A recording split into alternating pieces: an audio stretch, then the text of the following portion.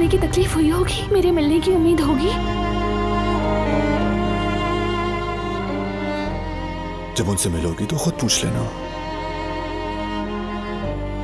फिक्र मत करो, ढूंढ लेना।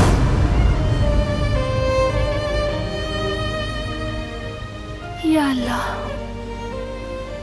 मुझे इन सच्चाइयों को बर्दाश्त करने की ताकत अता फरमा।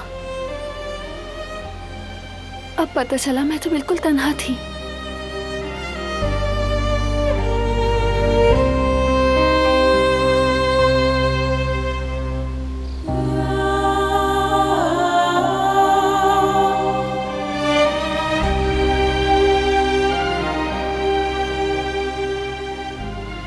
शुक्र है बारान तो है, जैसे सहरा में खिलने वाला कोई फूल हो जिसने मेरी जिंदगी बदल दी,